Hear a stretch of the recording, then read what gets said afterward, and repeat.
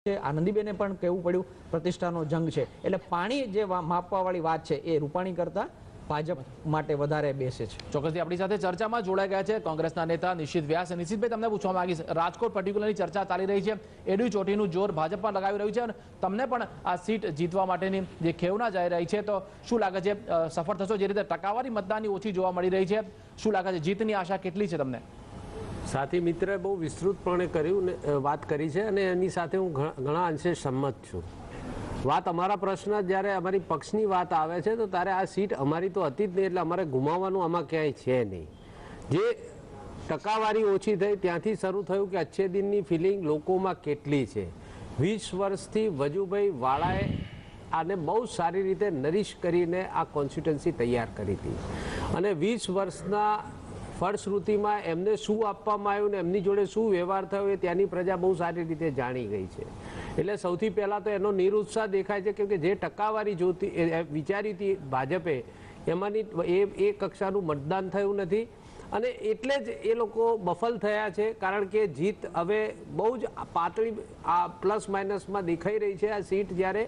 અને એનાથી વિશેષ આગળ વધીને કહું કે જેમ એમને વડીલે જે બહુ સિફતતાપૂર્વક ને બહુ સ્પષ્ટપણે કહ્યું કે આ એમનો બેઝ હતું રાજકોટ સહકારી બેંક અને રાજકોટથી બોટાદ, બોટાદથી અમદાવાદ, આ જે બધા મેટ્રોઝને એમને કબજે કરીને ત્યાંથી ભાજપે જે 2 સીટ પર હતું ને ત્યાંથી પગ પેસારો કર્યો હતો, આ એમના ખરેખર ફાઉન્ડેશન છે ને આ મજબૂત પિલ્લરો હતા. એ હવે કંઈક મોટા મોટા ખ્વાબોમાં કંઈક નાની નાની ભૂલો પર આ પિલ્લરો હલવા માંડ્યા છે, એ હવે સ્પષ્ટપણે દેખાય છે. પણ એક અત્યારે ઓરા ચાલી રહ્યો છે, એ સમય જતાં એ પાણી ઓસરવાના છે. જેમ એમણે બહુ સ્પષ્ટપણે કહ્યું કે ભાજપના પાણી માપવાના છે.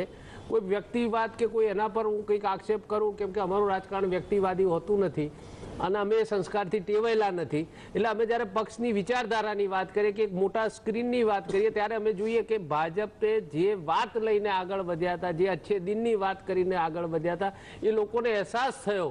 મને હમણાં જ કોઈક આપના મીડિયા દ્વારા ચેનલ પર મેં જોયું હતું કે મે મહિનામાં જયપુરમાં ભાવ લીટરે 30 રૂપિયા હતા દૂધનો, એ આજે 38 રૂપિયા થયો.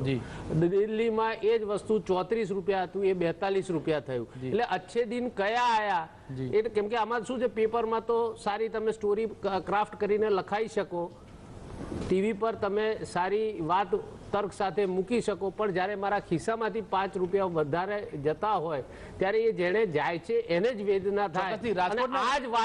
આ જ વાતને ઉપાડીને એમણે આગળ વધારીને લોકોને ભ્રામક પ્રચાર દ્વારા જે સત્તા હાંસલ કરી હતી, હવે લોકોને સાચો ખ્યાલ આવી રહ્યો છે અને એની ફળશ્રુતિએ આ મતદાન ઓછું થઈ રહ્યું છે.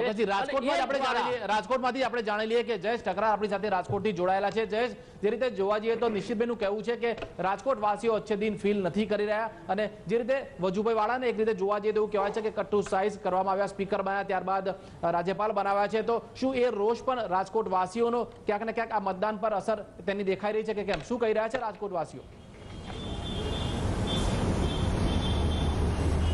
હા, ચોક્કસપણે એવું કહી શકાય, કેમ કે વજુભાઈ રાજકોટના એક લોકપ્રિય નેતા છે અને હવે પણ જ્યારે તે ગવર્નર તરીકે કર્ણાટક પહોંચ્યા છે અને આજે જ્યારે તેઓ મતદાન માટે આવ્યા ત્યારે ખાસ્સા લોકો તેની આસપાસ હતા. તેમના જૂથના કહેવાને બદલે તેમના સમર્થકો કહી શકાય, કારણ કે વજુભાઈ 7 ટર્મથી જ્યારે જીત્યા ત્યારે જૂથવાદનો મુદ્દો ક્યારેય રાજકોટ પશ્ચિમમાંથી બહાર આવ્યો નથી. વજુભાઈ ઉપર કોઈ જૂથનું લેબલ નથી. ઉલટાનું પક્ષે જ્યારે જ્યારે તેમની પાસેથી બલિદાન માંગ્યા ત્યારે વજુભાઈએ બલિદાન આપ્યા છે અથવા તો તેમણે આપવા પડ્યા છે. નરેન્દ્ર મોદી માટે જ્યારે તેમણે બેઠક ખાલી કરવાનું કહેવામાં આવ્યું ત્યારે વજુભાઈએ બેઠક ખાલી કરી દીધી અને ત્યારનું જે પરિણામ આવ્યું તે પણ બેહદ નોંધપાત્ર એટલા માટે છે કે વજુભાઈને 34,000 મતોની લીડ મળેલી અને નરેન્દ્ર મોદી એ જ સીટ ઉપરથી જ્યારે પેટા ચૂંટણી લડ્યા તો તેમની લીડમાં 10,000 મતોનો ઘટાડો થયો હતો.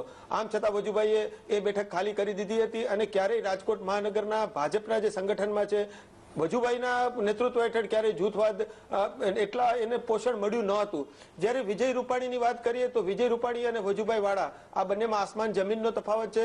લોકો એવું હવે તો ખુલીને પણ કહેવા માંડ્યા છે કે જે કેડર બેઝ પાર્ટી હતી તેમાં એક વખતે વજુભાઈનો માન મરતબો હતો, તેમનું હોદ્દાની ગરિમા જળવાતી હતી, પરંતુ વિજય રૂપાણી માટે ખાસ કરી અને વજુભાઈ વાળાને કર્ણાટક મોકલી દેવામાં આવ્યા છે તેવું ભાજપના જ કેટલાક કાર્યકરો કહી રહ્યા છે અને તેના કારણે વિજય રૂપાણીની સાથે જે કાર્યકરો કાર્યકરો જે નગરસેવકો પ્રચારમાં જઈ રહ્યા છે તેમાંથી પણ કેટલાક લોકોના મન ખાટા થઈ ગયા છે કે જે એક કદાવર નેતા કે જેને પાર્ટીને પોષણ આપ્યું છે, પાર્ટીના મૂળિયાને મજબૂત કર્યા છે, તેમની સાથે પણ પક્ષ જો આવું કરી શકે કે વિજય રૂપાણીને પાર્ટીએ તેમની ક્ષમતા કરતા ઘણું વધારે આપ્યું છે, તેમને રાજ્યસભાનું આ સાંસદ બનાવ્યા, બાદમાં ફાઇનાન્સ બોર્ડના ચેરમેન બનાવ્યા અને હવે તેમને વધુ એક પદ મળે તે માટે પાર્ટી આઉટ ઓફ વે જઈ રહી છે તેવો કાર્યકરોનો સૂર છે અને આ જ વિરોધની લાગણી ખુદ વિજય રૂપાણીને પણ મૂંઝવી રહી છે કે અંદરખાનેથી જે લોકો બહારથી તેમની સાથે છે તે અંદરખાનેથી ખરેખર તેમની સાથે કેટલી હદે છે. જોવા જઈએ તો આંતરિક વિગ્રહ પણ આ વખતે ઘણો જોવા મળ્યો હતો. જયેશ, તમારી પાસે જાણવા માંગીશ, ખટરાક પણ એટલો જોવા મળ્યો, જૂથબંધી પણ એટલી જોવા મળી અને ગુંડાગર્દી પણ આ વખતની એકમાત્ર પેટા ચૂંટણીમાં જોવા મળી છે. એનું શું પરિણામ આવી શકે એવી શક્યતા છે? પ્રશ્ન સૌથી માટે છે કે રાજકોટ પશ્ચિમે આ બેઠક બની ત્યારથી જે પ્રચારના મુદ્દા જોયા છે તેમાં આ પ્રકારના પ્રચારના મુદ્દા ક્યારેય જોવા મળ્યા નથી. દિલીપભાઈની વાત સાથે હું બેહદ સહમત એટલા માટે છું કે વજુભાઈ જ્યાં સુધી આ બેઠકમાં લડતા હતા ત્યાં સુધી કેટલાક જે રાજકીય મુદ્દાઓ સામાન્ય રીતે ઉછળતા હોય તેનો લોપ થઈ જતો હતો, એટલે ભાજપ માટે આ ગઢ બની રહ્યો અને ભાજપ માટે આ જીત આસાન બની. પરંતુ પ્રથમ વખત એવું બન્યું કે ચૂંટણીના છેલ્લા તબક્કામાં ભાજપના કાર્યાલયમાંથી છઠ્ઠા બદમાશ જેવા કુખ્યાત આરોપી જયપાલસિંહ જાડેજાની ધરપકડ થઈ. તદુપરાંત તેની કોલ ડિટેલમાંથી ભાજપના જ કેટલાક નેતાઓના નામ ખુલ્યા. એટલે લોકોને આઘાત એ વાતનો લાગી રહ્યો છે કે જો ભાજપનો ગઢ ગણાતી બેઠક હોય તો શા માટે ભાજપના કાર્યાલયમાંથી ગુંડા તત્વો પકડાઈ રહ્યા છે? ભલે કોંગ્રેસ પણ દૂધે ધોયેલી નથી અને કોંગ્રેસ પર પણ અગાઉ એવા આક્ષેપો થઈ ચૂક્યા છે અને બંને પક્ષો જેના નામ પોલીસ ચોપડે નોંધાયેલા હોય તેવા લોકોને ટિકિટો આપે છે, એટલે એ બાબતે બંને પક્ષો એક સરખા છે. પરંતુ લોકોને આઘાત એ વાતનો લાગે છે કે જ્યારે ભાજપ પોતે એમ કહે છે કે આ સીટ સિક્યોર છે, વર્ષોથી ભાજપ 4.5 દાયકાથી આ સીટ જ્યારે જીતતું આવ્યું છે, ત્યારે આવી ચૂંટણીમાં શામદામ દંડભેદની નીતિ શા માટે અપનાવવી પડે? અને આ જ કારણે કદાચ મતદારોમાં નિરાશા અને ગુસ્સો જોવા મળ્યો છે અને જેની અસર ઓછા મતદાનના પ્રતિબિંબ રૂપે જોવા મળી રહી છે. ચોક્કસ આ જ વસ્તુ આપણે બીજેપીના નેતાને પૂછવા માંગીશું. પરાગભાઈ, તમારું શું માનવું છે? જે રીતે જોવા જઈએ તો એકમાત્ર સીટ છે, એકમાત્ર બેઠક માટે શામ દામ દંડ ભેદનો પ્રયોગ કરવાની ફરજ પડી રહી છે. શા માટે? જીતની આશા શું નહિવત દેખાઈ રહી છે એટલા માટે? જીત અમારી નિશ્ચિત છે. જે આક્ષેપો પ્રતિ આક્ષેપો જે વિધાનો બધા થયા એના વિશે હું સ્પષ્ટપણે કહેવા માંગુ છું. વિજયભાઈ રૂપાણી ભારતીય જનતા પક્ષના કર્મઠ કાર્યકર્તા છે. વિજયભાઈ રૂપાણીજી ઘણા વર્ષોથી મહામંત્રી તરીકે ભારતીય જનતા પાર્ટીનું નેતૃત્વ કરી રહ્યા છે. વિજયભાઈ રૂપાણીએ રાજ્યસભામાં ગુજરાતને રિપ્રેઝન્ટેશન કર્યું છે. જ્યારે વજુભાઈ વાળાજી આ સીટ ખાલી કરીને રાજ્યપાલ તરીકે વિવાદ ઉભો થયો હતો, એક નામને કારણે જ વિવાદ ઉભો થયો હતો. પરાગભાઈ, વિજય રૂપાણીનું નામ ડિક્લેર થયું ત્યારથી વિવાદ શરૂ થયો છે. તમારા બધા જ પ્રશ્નોનો જવાબ આપીશ. મને જે બોલવું છે બોલવા દો. જી, ભારતીય જનતા પક્ષની પ્રદેશ કક્ષાની પાર્લામેન્ટરી બોર્ડ જ્યારે વિજયભાઈ રૂપાણીજીનું નામ નક્કી કરે છે ત્યારે ભારતીય જનતા પક્ષના સ્વભાવ મુજબ, ભારતીય જનતા પક્ષના સંસ્કાર મુજબ ભાજપનો એકે એક કાર્યકર વિજયભાઈ રૂપાણીજીની સાથે ખભે મિલાવીને એમની સાથે છે, બાકી બધા ગપગોળા છે. બીજી વાત કોંગ્રેસની. કોંગ્રેસને આમ ને તેમ ને અહીંયાથી ગઢ ને ફલાણો ગઢ. કોંગ્રેસ જાતિવાદી રાજકારણ કરવા માટે કુખ્યાત છે. એમને જે આ પત્રિકાનું જે વેપાર કર્યો હતો અને લોકોની પર્સનલ જિંદગી ઉપર આક્ષેપો કરવાનો એમાં પણ એ ખુલ્લા પડી ગયા. રહ્યો પ્રશ્ન ભાજપનો ગઢ છે, રાજકોટમાં આમ છે તેમ છે. હું મારા મિત્રને ગઈકાલનો દાખલો આપું. 46 જેટલી નગરપાલિકા એટલે સામાન્ય જે ચૂંટણી થઈ એમાં અમે 34 સીટોથી જીત્યા છે. અમારો ગુજરાતમાં ભારતીય જનતા પક્ષનો કાર્યકર્તા ગુજરાત માટે જાન રેડીને કામ કરે છે અને ભારતીય જનતા પક્ષ પાસે જે જનાધાર છે તે હંમેશના માટે કાયમ રહેલો છે. બીજું જ્ઞાતિ સમીકરણોની વાત કરે છે. જ્ઞાતિ સમીકરણોમાં જ એક વાત કહું એમને, પટેલ મૂકો, આ થશે તે થશે, પણ એક સરસ ઉદાહરણ તરીકે બેસી શકાય એવું કહી શકું કે જ્યારે 2 દાયકાથી ગુજરાતમાં ભારતીય જનતા પક્ષનું શાસન છે ત્યારે દરેક સમાજના લોકોને સરખું પ્રભુત્વ ભારતીય જનતા પક્ષમાં મળ્યું છે. જે લેઉવા પટેલ, કડવા પટેલ, જે બધા જ્ઞાતિ સમીકરણો કોંગ્રેસ જેમાં એમાં એમની માસ્ટરી છે, હું એમને યાદ દેવડાવું કે અમે મુખ્યમંત્રી પણ આપેલા છે, અમે મંત્રીઓ પણ આપેલા છે, અમે સાંસદો પણ આપેલા છે, અમે ધારાસભ્યો પણ આપેલા છે. એટલે આ બધી ગપગોળાઓ ચાલતા નથી. એમના જ એક વરિષ્ઠ નેતા ભાવનગર છોડીને અબડાસા ગયા. એ જેટલા મતોએ જીત્યા હતા બાય ઇલેક્શનમાં 700 મતોએ જીતેલા. કાલે ત્યાં જ થયેલી એક નગરપાલિકામાં ભાજપનો ઉમેદવાર 1000 વોટે જીત્યો છે. એટલે ભાજપ વિશે ટકોર કરતા પહેલા કોંગ્રેસે પોતાની પાસે શું છે, પોતાનું કયું ગ્રાઉન્ડ છે એ વિચારવું જોઈએ.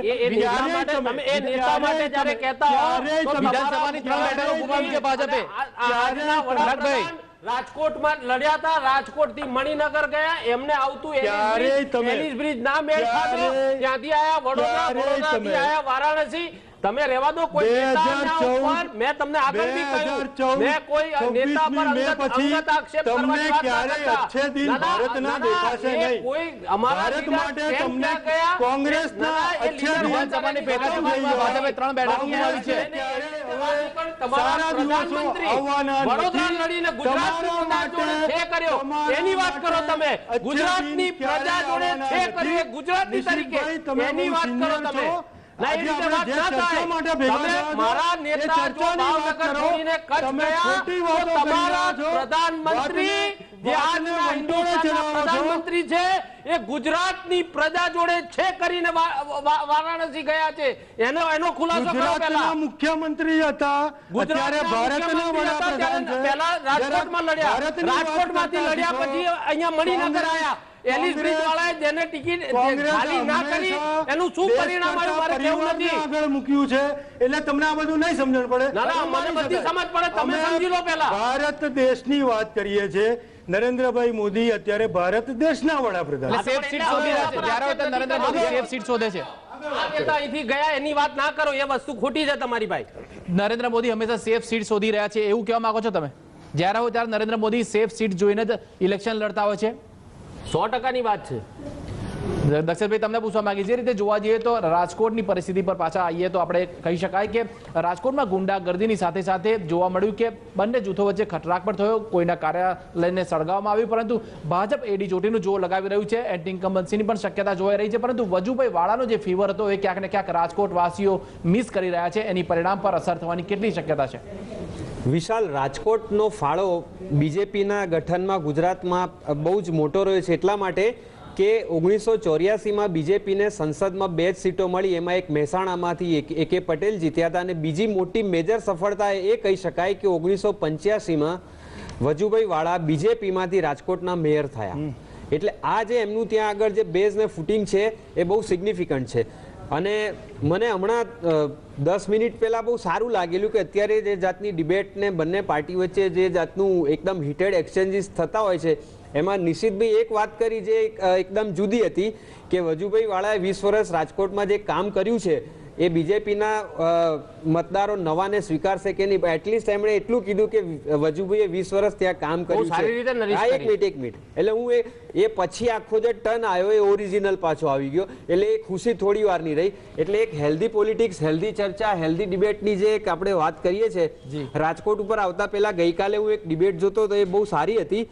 આદિત્ય ઠાકરે, મિલિંદ દેવરા અને ત્રીજી પૂનમ મહાજન લાઈવ ડિબેટમાં જે પ્રકારનું ડેકોરમ ને જે એક સામેનાને પણ સારી વસ્તુને એપ્રિશિએટ કરવું, જે હેલ્ધી પોલિટિક્સ જે અમેરિકામાં જે ડિબેટ હોય છે પ્રેસિડેન્શિયલ ઇલેક્શન્સમાં એ પ્રકારનું ઇશ્યુ બેઝ હતું. એટલે જે થર્ડ જનરેશન જે આવી રહી છે ઇન્ડિયન પોલિટિક્સમાં, it is a silver lining amongst all this things. એટલે આમાં પણ એક આ પ્રકારનું વાતાવરણ ઊભું થાય તો એ બધા માટે સારું છે. રહી વાત રાજકોટની, તો 85થી બીજેપીનું રાજકોટમાં જે શરૂ થયું એ ગુજરાત સુધી પ્રસર્યું હતું. અને આ વખતે વજુભાઈની જગ્યાએ વિજયભાઈ રૂપાણીને જે ટિકિટ આપી છે બીજેપીની અંદર થોડો અપરોર છે, નારાજગી છે. એવું છેલ્લી 2007 વિધાનસભાની ચૂંટણીથી લઈને 2012માં ઘણી બધી સીટો ઉપર એવું થયું હતું કે 70 થી 75 સિટિંગ MLAને ટિકિટ ના આપવા છતાં, આંતરિક વિરોધ હોવા છતાં, આમાં એક વાત એવી છે કે જ્યારે બધું સારું થતું હોય, પોઝિટિવ થતું હોય, ત્યારે કોઈ કારણ વગર પોઝિટિવ થતું હોય છે અને ઊંધું થતું હોય છે ત્યારે કાયમ ઊંધું જ થતું હોય. એટલે રાજકોટની વાત કરીએ તો ત્યાંના મતદારોનું જે આંતરિક વલણ છે એ લોકોએ આ વખતે કળવા દીધું નથી. વોટિંગ બરોબર 50% જેવું થઈ જાય તો હું ફરીથી કહું છું કે ખરાબ વોટિંગ નથી. એટલે મનમાં શું નક્કી કરીને બેઠા છે અકળ છે, એટલે હું એવું માનું છું કે એકદમ બેલેન્સ જઈ રહ્યું છે. પણ અત્યારે જે જાતનું વાતાવરણ છે એક તરફી, એ જોતા અપર હેન્ડ કોનો છે એ આ વખતે કેવું થોડુંક મુશ્કેલ છે. ચોક્કસથી આ જ વાત આપણે જયેશ ઠકરાલ રાજકોટથી જોડાયેલા છે. જયેશ ઠકરાલને પૂછીશું. જયેશભાઈ, જે રીતે જોવા જઈએ તો જય અને વીરુ વચ્ચે આજે જય વર્સિસ વીરુ છે, સોલેના નહીં પરંતુ રાજકોટના વિજય રૂપાણી અને જયેશ કાલરિયાની વચ્ચે જે જંગ જામી છે એમાં મહત્વની વાત એ છે કે મતદારો જે છે એને કળી શક્યા નથી. મતદારો શું રુઝાન છે એ લોકોનો, એમના મનમાં શું છે, આ અંદર ભાજપ અને કોંગ્રેસ વચ્ચે જે ખટરાગ થયો છે એ વોટિંગ રૂપે કઈ રીતે એમને આપશે જવાબ, એના વિશે તમારું શું માનવું છે?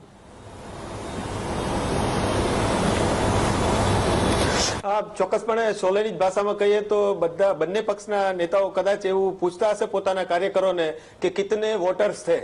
જી, જે રીતે 44% જેટલું વોટિંગ થયું છે અને હવે કદાચ ગણીએ 52% સુધી કે 54% સુધી પહોંચી જાય તો એમાં મુખ્ય પ્રશ્ન એ જ રહે છે કે કમિટેડ વોટર્સે કેટલું મતદાન કર્યું. પરંતુ હું રાજકોટની જે બેઠક છે, રાજકોટની જે પેરીફેરી છે, એમના જે રાજકીય વલણ છે એમની જો વાત કરું તો રાજકોટમાં સંસદની જે ચૂંટણી યોજાયેલી અત્યાર સુધીની તેના ઇતિહાસમાં પણ હંમેશા ભાજપનો દબદબો રહ્યો છે. પરંતુ છેલ્લી ચૂંટણીને બાદ કરતા આ જ બેઠક ઉપરથી ભાજપને જ્યારે કુંવરજીભાઈ બાવળિયાને કોંગ્રેસે ઉભા રાખ્યા ત્યારે ભાજપને ધોબી પછડાટ આ જ બેઠક ઉપરથી મળી હતી.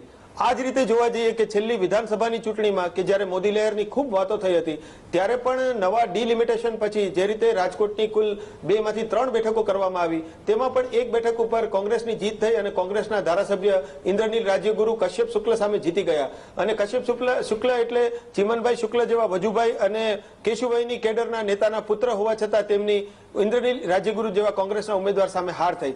એટલે એક રીતે જોવા જઈએ તો રાજકોટના મતદારો જે છે તેનું માનસ હંમેશા અકડ રહે છે અને જે રીતે તેઓ પરિણામો આપતા હોય છે તેમાં તેમની કોઈ એક પ્રકારની ગણતરી જોઈએ તો મોટાભાગે જ્ઞાતિવાદને કરતા ઉમેદવારે પોતે કેવા કામો કર્યા છે તે તેમના માટે હંમેશા મહત્વનું રહે છે. તદુપરાંત ભાજપનો અહીં ગઢ હોવાના કારણે સંગઠનમાં ઘણા બધા લોકો ભાજપ સાથે ક્લોઝલી જોડાયેલા હોય છે.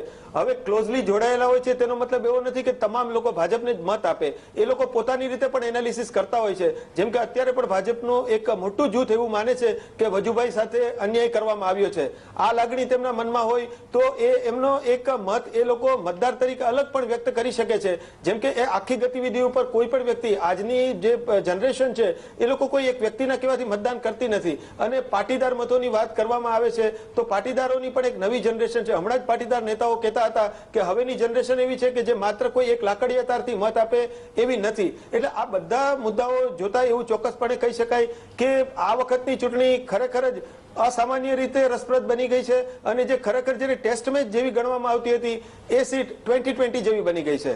ચોક્કસથી જયેશે અદભુત વાત કરી કે એસિડ ટેસ્ટ સમાન છે આ ચૂંટણી. એકમાત્ર રાજકોટની એક બેઠક પર ચૂંટણી છે પરંતુ ખરેખર રસપ્રદ બની રહી છે. આ રાજકોટ વિશે અને હરિયાણા અને મહારાષ્ટ્ર વિશેના પણ ચૂંટણીની ચર્ચા કરીશું. સમય અત્યારે થયો છે એક બ્રેકનો. બ્રેક બાદ ચર્ચાને આગળ વધારીશું. લઈએ એક બ્રેક.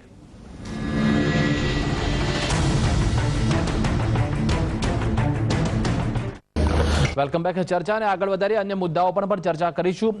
નિશિતભાઈ, તમને પૂછવા માંગીશ, જે રીતે જોવા જઈએ તો જે રીતે ટકાવારી આપણે રાજકોટની ચર્ચા કરી છે એ રીતે હરિયાણા સિવાય મહારાષ્ટ્રમાં ટકાવારીમાં ઘણું બધું ઓછું જોવા મળી રહ્યું છે. મતદાન ઓછું થઈ રહ્યું છે. મહારાષ્ટ્ર બહુ મોટું રાજ્ય છે તેમ છતાં એટલી બધી ટકાવારી મતદાનની જોવા નથી મળી.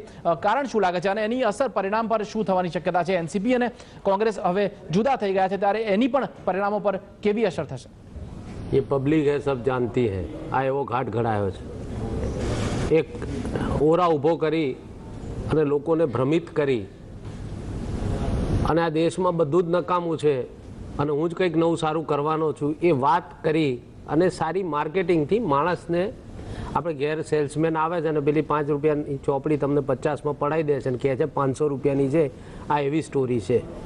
અને એમાં જે આજે મતદાન થયું એનાથી ખબર પડે છે કે લોકોનો નિરાઉત્સાહ કેમ છે. મેં અગાઉ પણ કહ્યું કે 30 રૂપિયાનું દૂધ 38 થયું, 20 રૂપિયાના બટાકા 27 રૂપિયા થયા. આમાં અચ્છે દિન કંઈ નથી. અને ક્રૂડના ભાવ ઘટ્યા હોય તો એમ એ બેસવાથી ઘટી ગયાના કોઈ દાખલા નથી. આ આંતરરાષ્ટ્રીય બજાર છે. વેપાર ના કરતો હોય, માણસને ખ્યાલ ના આવે, ઇકોનોમિક્સ ટાઈમ્સ વાંચતો ન હોય એને ખ્યાલ 100% ના આવે. બહુ સ્વાભાવિક વાત છે. આ આંતરરાષ્ટ્રીય ભાવ એ એની સ્ટ્રેટેજી અલગ હોય છે. એ ભાવ દબાવવા એ કોઈ ભારતના પ્રધાનમંત્રીના કે ભારત સરકારના હાથમાં નથી. એટલે એ જે ભાવ ઘટ્યા ને એના દ્વારા જે ઇનડાયરેક્ટ ઇમ્પેક્ટ આવવાનો એ આંકડાને મરોડીને બતાવવાથી એના લીધે લોકોને વચ્ચે અટકાવવા માંગીશ. બીજેપીની પ્રેસ કોન્ફરન્સ શરૂ થઈ છે, સીધા જઈએ ત્યાં. તો આ હતા ભાજપના મહાસચિવ જેપી નડ્ડા, જેમણે જીતની આશા વ્યક્ત કરી છે. કેમ્પેન કઈ રીતે કર્યું હતું અને ઓર્ગેનાઇઝ જે કેમ્પેન કર્યું હતું તેની પણ વાત કરીએ અને જીતની આશા હજી પણ સેવાઈ રહી છે. ત્યારે દિલીપભાઈ, તમને પૂછવા માંગીશ, જેપી નડ્ડાનો જે દાવો છે કેટલે અંશે યોગ્ય છે? ઓર્ગેનાઇઝ તરીકેથી કેમ્પેન કરવામાં આવ્યું છે, ડિજિટલ સભાઓ પણ સંબોધવામાં આવી છે, પરંતુ એનો ફાયદો કેટલો મળશે? એન્ટી ઇન્કમ્બન્સીને કારણે જીત મળશે કે પછી ખરેખર મોદી લહેર હજી પણ છે? મને લાગે છે ફરીવાર જે રીતે મેદાનમાં આ વખતે ઉતર્યા છે, વચ્ચે 2 તબક્કામાં પેટા ચૂંટણીઓ આવી હતી, એ વખતે નરેન્દ્ર મોદી એમાં વચ્ચે પોતાનું નામ સીધી રીતે ન આવે એ રીતે પ્રચારથી દૂર રહ્યા હતા. પરંતુ આ 2 રાજ્યો છે એમાં મને લાગે છે બહુ સ્ટ્રેટેજિકલી ફરીથી એકવાર નરેન્દ્ર મોદીના નામને આગળ કરવામાં આવ્યું છે. અને એક જે ફોર્મ્યુલા લોકસભા વખતે યુપી અને બિહારમાં અપનાવવામાં આવી હતી, એ જ ફોર્મ્યુલા આ બંને રાજ્યોમાં કહ્યા વિના છદ્મવેશે અપનાવવામાં આવી છે. અને એ છે કે મતોની વહેંચણી કરાવી દેવી. પોતાના સાથીને તો દૂર કર્યા જ છે બંને જગ્યાએ, મહારાષ્ટ્ર અને હરિયાણામાં. પણ કંઈક એવી સિચ્યુએશન ઊભી થઈ અને ચર્ચા એવી છે કે એનસીપીને થોડું લલચાવવામાં આવ્યું હતું, એને કારણે કોંગ્રેસ અને એનસીપીનું ગઠબંધન પણ તૂટી પડ્યું. એટલે જે મતો વહેંચાઈ ગયા એમાં બીજેપીને યુપી બિહારમાં ફાયદો થયો થઈ શકે. હરિયાણામાં પણ પોતાની સાથે જે સાથી હતો એને દૂર કરી દીધો છે અને 10માંથી 7 પોતાને મળી ગઈ હતી, 8માં ઉભા રહ્યા હતા, 7 મળી ગઈ હતી. પછી જે કોન્ફિડન્સ આવ્યો એટલે એનો પણ મતો વહેંચાઈ જાય હરિયાણામાં અને એનો ફાયદો થાય એ ગણતરી છે. પણ હરિયાણામાં રાબેતા મુજબ 60% ઉપર મતદાન થયું છે. મહારાષ્ટ્રમાં મતદાનની ટકાવારી જરા અલગ છે, એટલે ફોર્મ્યુલામાં કંઈક જુદું એક એલિમેન્ટ ઉમેરાયું છે, એટલે એ રિઝલ્ટ આપણે જોવું પડશે. ચોક્કસ. નિશ્ચિતભાઈ, તમારી સાથે વાત અધૂરી રહેતી કે એનસીપી અને કોંગ્રેસનું જે જોડાણ તૂટ્યું છે, બીજેપીએ લલચાવવાનો એનસીપીને પ્રયાસ કર્યો અને ક્યાંક ને ક્યાંક એવો ખટરાક સર્જાયો જેથી વર્ષો જૂની યુતિ તમારી એનસીપી અને કોંગ્રેસની તૂટી ગઈ. એની અસર સીધી જ આ પરિણામ પર જોવા મળશે ચૂંટણીના? 100% એની અસર તો વર્તાવાની જ, પણ એનાથી વિશેષ કહું કે આ એમની કૂટનીતિનો ભાગ રહ્યો છે. એમણે જેમ આ મુરબ્બીએ કહ્યું આપણને કે હરિયાણામાં જે વર્ષોથી એમની સાથે હતા એમને રમતા રાખ્યા, કારણ કે પોતે સત્તાનો લાડુ જોતો હતો. એ જ રીતે ત્યાં બહારથી 2 જણાએ સામે લડ્યા અને અંદરથી ઈલું કરવાનું, એ જ એમણે આમની જોડે બાલ ઠાકરે સાહેબના, ઉદ્ધવ ઠાકરે જોડે ને એમની જોડે વ્યવહાર કર્યો. એ જ સામનામાં જ્યારે સોનિયાજી, આદરણીય સોનિયાજી માટે કહેવાયું કે કોંગ્રેસ માટે લખાયું, ત્યારે મૂછમાં તાપ દઈને હસતા હતા. અને આજે જ્યારે એમના ઉપર સીધો આક્ષેપ થયો ત્યારે બોખલાઈ ગયા કે આ કેમનું થયું, કે આપણે તો અંદરથી એક જ છીએ, બહાર કેમ તમે આ કરો છો? એટલે એમની આ કૂટનીતિની રાજનીતિ છે. અને એટલા જ માટે જેમ આપણે બહુ સ્પષ્ટપણે કહ્યું કે અમને લલચાયા, અને જે આજે 10 વર્ષથી સંબંધો હતા, જે આ સરકાર સંયુક્ત રીતે ચાલતી હતી, એટલે 100% એમને ખબર હતી કે આ એન્ટી ઇન્કમ્બન્સીનો જો લાભ લેવો હોય તો આ 2 જણાને થોડા છેટા રાખીએ, જેથી એ 2ની અંદર ખટરાક થાય તો જ સત્તા આવે. બાકી મહારાષ્ટ્રમાં એમની પાસે સીધી લડીને સત્તા આવે એવું હતું નહીં, કારણ કે એમના પૂરના પાણી ઓસરી ગયા હતા. એનો અહેસાસ એમને બાકીના 2 ઇલેક્શનોમાં એક્રોસ ધ કન્ટ્રી, ખાલી એક સ્ટેટની નહીં, એક્રોસ ધ કન્ટ્રીથી અહેસાસ થઈ ગયો હતો. એટલે એમણે પાછી પેલી કૂટનીતિવાળો વેપાર જે એમને કર્યો, અને એ કૂટનીતિ દ્વારા અત્યારે એ તેઓ પિક્ચરમાં આવવા માટે પ્રયત્ન કરી રહ્યા છે. પણ જેમ હરિયાણામાં પણ અમને ઘણી જ મજબૂતીથી કહી શકીએ કે અમારી સરકાર ફરીથી આવે છે, અને આમાં પણ એટલા સ્પષ્ટ સાથે કહી શકીએ કે એમને જે કેકવોક દેખાતી હતી એ કેકવોકની જગ્યાએ મને લાગે છે કોંકણ રેલવે જેવી એમનો ટ્રેક થઈ ગયો છે. એટલે મને લાગે છે તકલીફના એધાણ એમને પણ વર્તાઈ ગયા છે.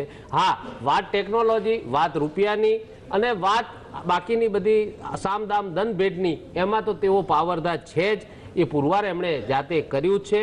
આવી વાનો મોકલવાની, કેમ કે વાનો અહીંયા મેં એટલા માટે જોયેલી છે કેમ કે ગાંધીનગર કોબા પાસે જ પાર્ક કરવામાં આવી હતી લોકસભા પછી, અને આ જ બધું ઉઠાઈને મટીરિયલ આ 2 રાજ્યોમાં મોકલવામાં આવ્યું હતું.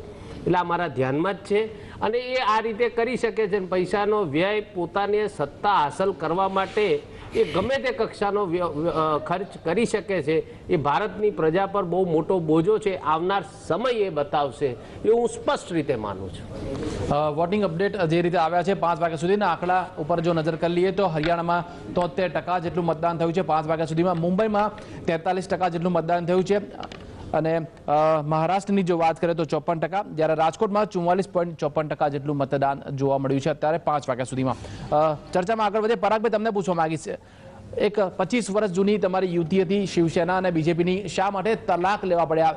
એવું તે શું જોઈ ગયા હતા? સિંગલ લાર્જેસ્ટ પાર્ટી મહારાષ્ટ્રમાં બનવું હતું એટલા માટે, કે પોતાના વર્ષો સુધી સાથ આપનાર વ્યક્તિને બેસાખી કહી શકાય, સહમિત્ર કહી શકાય એવા વ્યક્તિ જોડે તલાક લઈ લીધા? બાલા સાહેબ ઠાકરે ભારતીય જનતા પક્ષના નહીં, આ દેશમાં ઘણા બધા હિન્દુત્વમાં માનનારા લોકોના એક નેતા તરીકે એમની છાપ છે. ભારતીય જનતા પક્ષનું અને શિવસેનાની યુતિ તૂટવા માટે કોઈ એક વ્યક્તિ જવાબદાર ગણી શકાય નહીં. એટલા માટે કે ભારતીય જનતા પક્ષ ઉપરથી નથી ચાલતો, ભારતીય જનતા પક્ષ કાર્યકર્તાઓથી ચાલે છે. કાર્યકર્તાઓના શું રુઝાન છે, કાર્યકર્તાઓની શું માંગણી છે અને કાર્યકર્તાઓ શું વિચારે છે એ નક્કી કર્યા પછી ભારતીય જનતા પક્ષ પોતાના નિર્ણયો કરતું હોય છે. શું વિચારીને છૂટાછેડા લીધા કાર્યકર્તાઓ? શું લેવલે પ્રદેશ કક્ષાએ, જે મેં વાંચ્યું છે એ પ્રમાણે કહું છું, પ્રદેશ કક્ષાએ શિવસેનાનો સામે ફક્ત એક જ વાત હતી કે અમને અમારે ચૂંટણી લડવી છે જે બેઠકો પર, એ બેઠક અને સન્માન, આ સિવાય ત્રીજી કોઈ જ વસ્તુ હતી નહીં. સીટોમાં વધઘટ થઈ શકી હોત, પણ ભારતીય જનતા પક્ષે પોતાનું સન્માન ગણાય નહીં, સન્માન હણાય નહીં, એ કાર્યકર્તાઓની લાગણી સાથે બંધાયેલું છે અને એટલા માટે કદાચ યુતિ તૂટી હશે એવું કહી શકાય. મને નિશિતભાઈની બહુ મજા આવી. નિશિતભાઈ જે બોલે છે મને બહુ મજા આવે છે, બહુ ઇન્ટરેસ્ટિંગ બોલે છે. એમને પ્રશ્ન પૂછ્યો કે કોંગ્રેસ શિવસેનાની, કોંગ્રેસ એનસીપીની યુતિ કેમ તૂટી? એમણે જે બધું જ કીધું એમાં કોંગ્રેસ એનસીપીનું કોઈ જ ના આવ્યું, ભાજપ પરના જ આક્ષેપો આવ્યા. ઘણી સરસ રીતે એમણે ટેકલ કર્યો એ પ્રશ્નનો. પણ કોંગ્રેસ શિવ અને એનસીપીનું જે ગઠબંધન જે તૂટ્યું એનું કદાચ રાજકીય કાર્યકર્તા તરીકે હું જવાબ આપું. ગઠબંધન હતું સત્તા માટે. જે કારણોસર શરદ પવાર એનસીપીની રચના કરી, સોનિયા ગાંધીને પ્રમુખ બનાવવા સામે જે એમને ફોરેન ઓરિજિનનું જે દાખલો મૂકીને એમણે પક્ષ સાથે છૂટા થયા અને 6 જ મહિનાની અંદર એમની સાથે ભળી ગયા. આજે એ જ લોકો એકબીજા પર આંગળીઓ ચીધે છે. પૃથ્વીરાજ ચૌહાણ કે અજીત પવાર કરપ્ટ છે, અજીત પવાર આંગળી આની પર કરે. સત્તામાં હતા ત્યારે ક્લીન વ્હાઇટ પેપર આપે કે અજીત પવારે કોઈ કરપ્શન કર્યું નથી. એ જ કરપ્શન અત્યારે એ લોકો એનસીપીના માથે ઢોળવા નાખે છે. એનું પુનરાવર્તન ભાજપ અને શિવસેના કરી રહી છે. અન્યથા આ બંને જણાએ 15 વર્ષમાં મહારાષ્ટ્રમાં કશું જ કર્યું નથી. એ સ્પષ્ટપણે દેખાય છે. મતદાન 55% થાય કે 60% થાય કે 50% થાય, ભારતીય જનતા પક્ષનો વિજય ત્યાં નિશ્ચિત છે. ભારતીય જનતા પક્ષ બહુમતી સાથે જીતશે. હરિયાણામાં કશું બોલવાનું જ નથી. હુડા સરકાર વિશે કોઈ વાત કરવાની જ નથી. ફક્ત એક શબ્દ જ કાફી છે. એ અત્યારે મારે બોલવો નથી, કારણ કે મારે કોંગ્રેસ વિશે વાત કરવાની મને ટેવ નથી.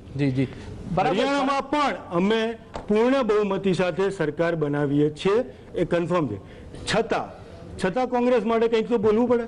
કોંગ્રેસને હું સ્પષ્ટપણે કહું છું કે જેવી રીતે દેશે તમે આખા દેશમાં જે જનરલ ઇલેક્શન થયું એમાં તમને વિરોધ પક્ષ તરીકે સ્થાન આપ્યું નથી.